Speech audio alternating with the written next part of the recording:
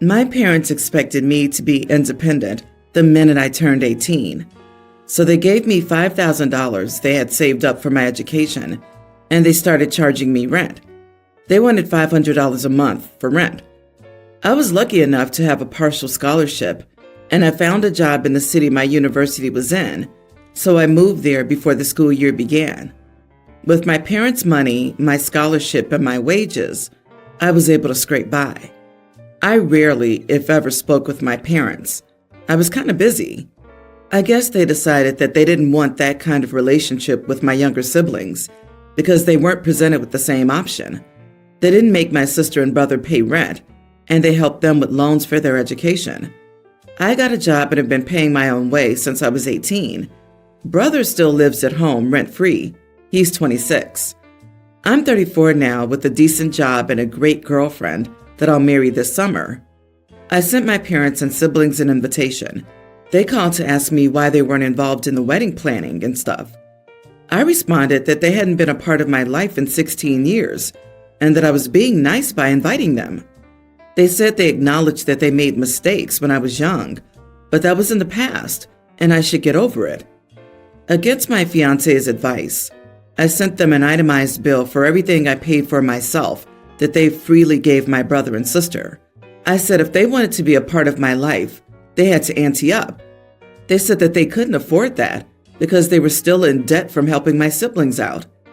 I laughed at that and said I hoped to see them at the wedding and hung up. My family's all getting a hold of me to let me know how much I'm hurting my parents. The thing is, I don't want their money, and I don't want anything from them other than their attendance at my wedding. If they can't do that, then I'm fine with our yearly phone call. Am I the idiot?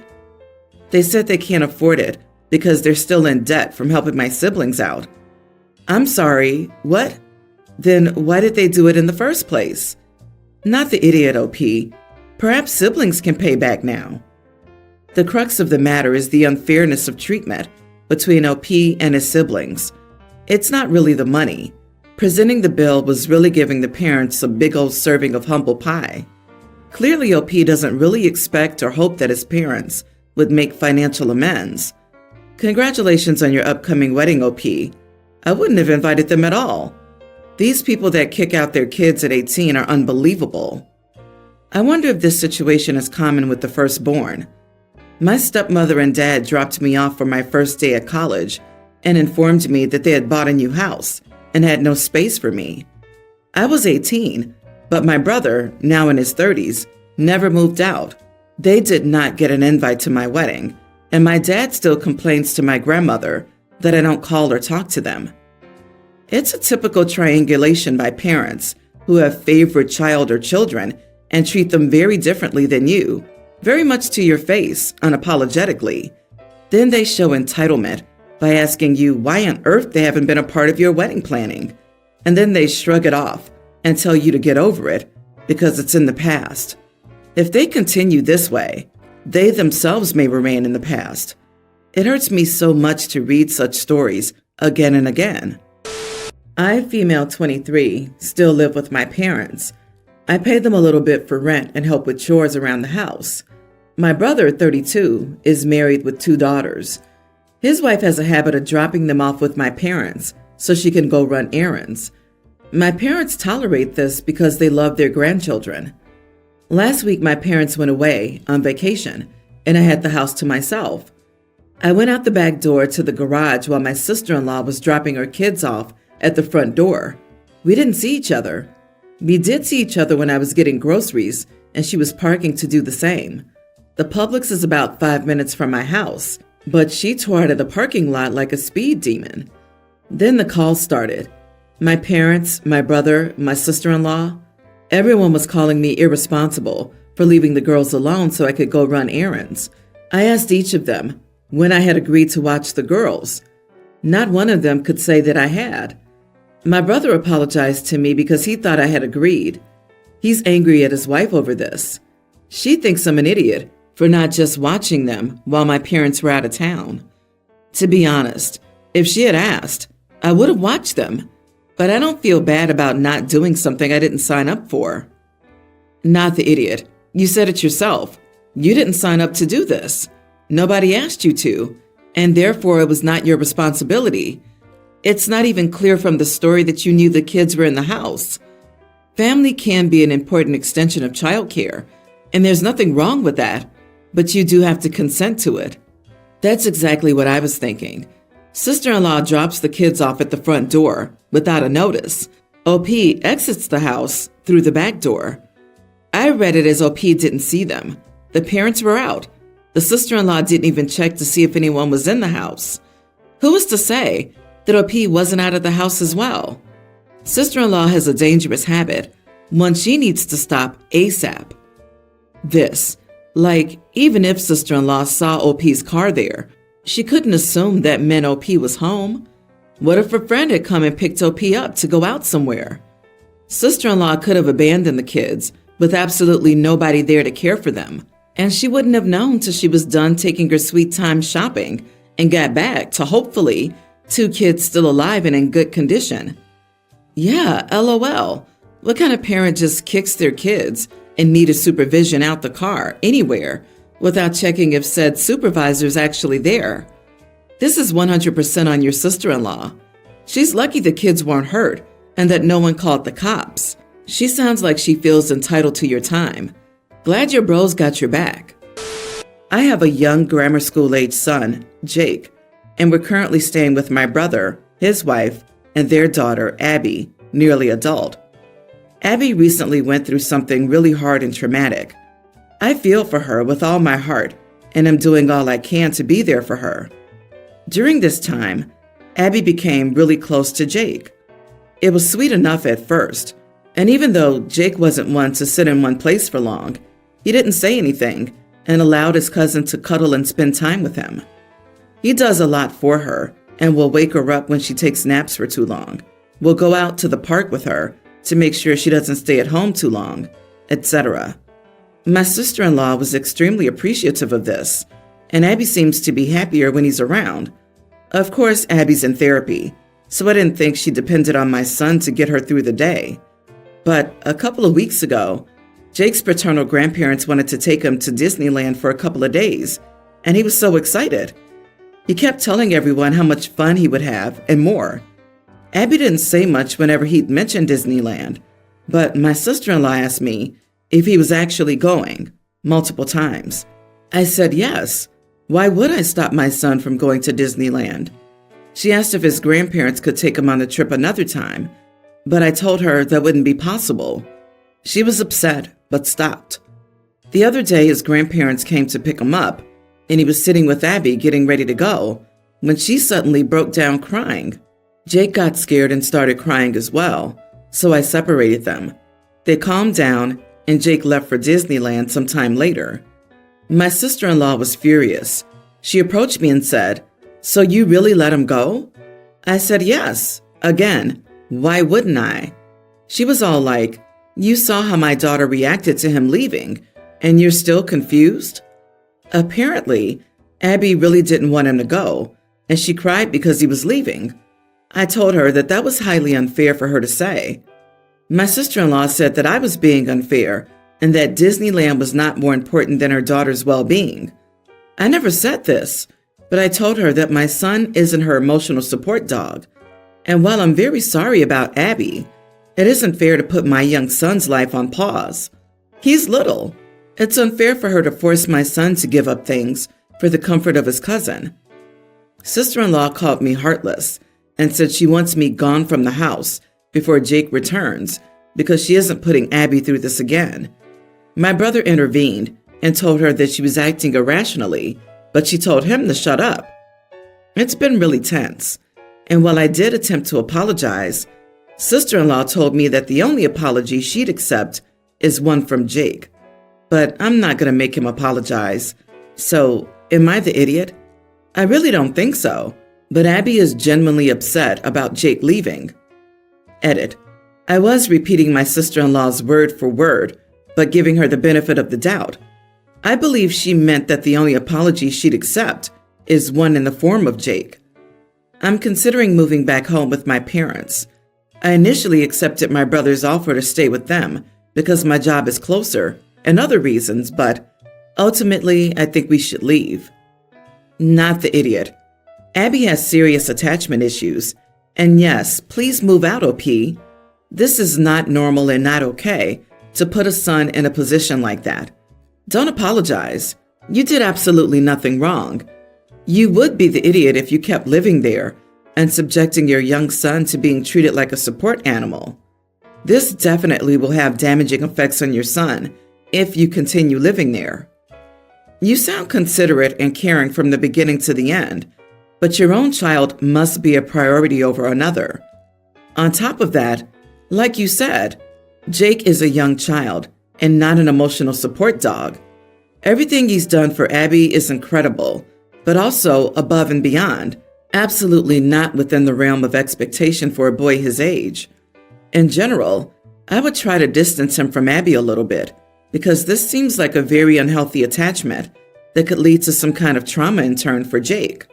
She wants Jake to apologize because she wants him to accept that Abby's his responsibility. It's manipulative. I'm glad you're planning the next steps to leave. It sounds like your sister-in-law wants your son to be a live-in carer and is happy to parentify your son. Don't let your sister-in-law abuse your son's kindness, and stand your ground in not having him apologize for going on holiday. Your brother needs an eye-opener too. I am, or was, going to be the best man at my brother's wedding next year. My wife was invited to be a bridesmaid, and she initially said yes. It turns out that the bride is now expecting my wife to get a whole new wardrobe for the bridal showers, bachelorette party, rehearsal, and reception dinner, on top of her bridesmaid's dress. The only color she's allowed to wear to all of these events is the same lavender color as her bridesmaid dress. She was even given a few swatches of that material to take shopping with her. The shoes and makeup have to match for photos. Even pajamas have to match. The bachelorette party is a week getaway, plus all of the other events. It's like an additional 10 days of clothes my wife will never wear again. She normally wears black or dark colored clothes. I bring this up to my brother after he hands me the fabric swatches. I told him this was the dumbest thing I'd ever heard.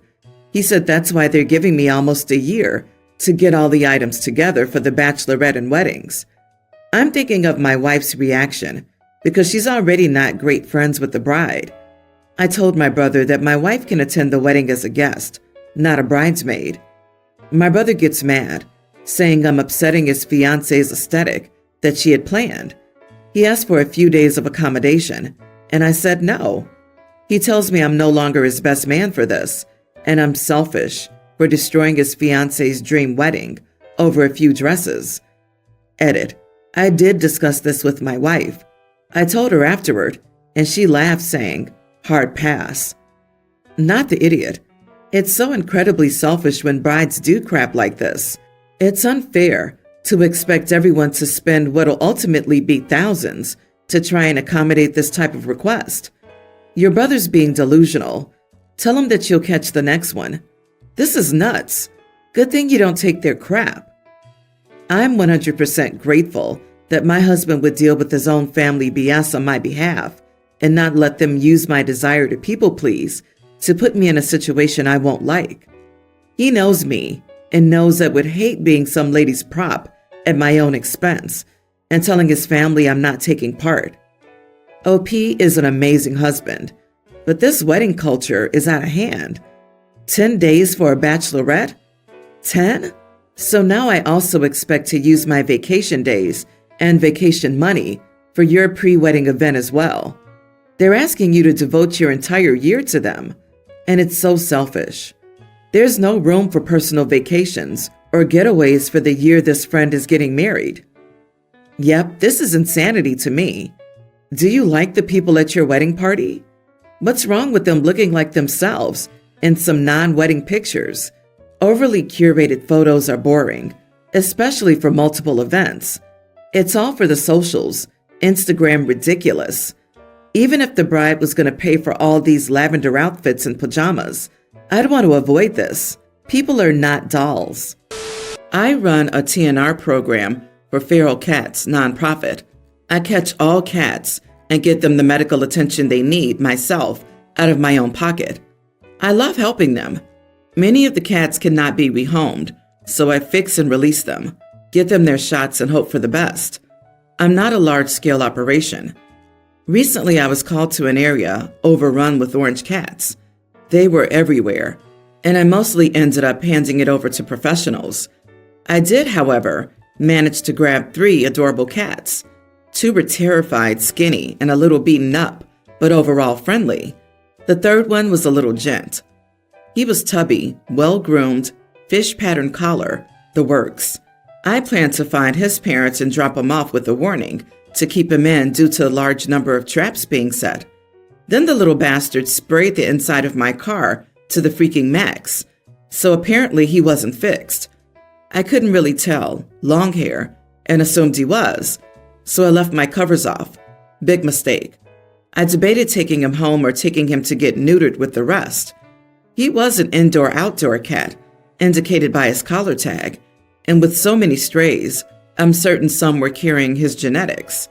Ultimately, I took him with me and got him neutered. There was no chip, so I called the number on his tag, informed them where their cat was, and gave them time slots to pick him up or have him dropped off. The owners went ballistic. They were cursing me out and came to collect their cat not 20 minutes later, called me a catnipper, and blamed me for their child having nightmares, scared over their cat going missing. I tried to explain that he needed to be fixed if he was going to be outside, but they didn't want to know. They said I should have called them immediately, regardless. I spoke to my rescue friend, who said I was in the wrong. Even though we know we're technically in the right, we didn't have the legal ground to do that, and it wasn't my decision to make. I did apologize, but have blocked their numbers.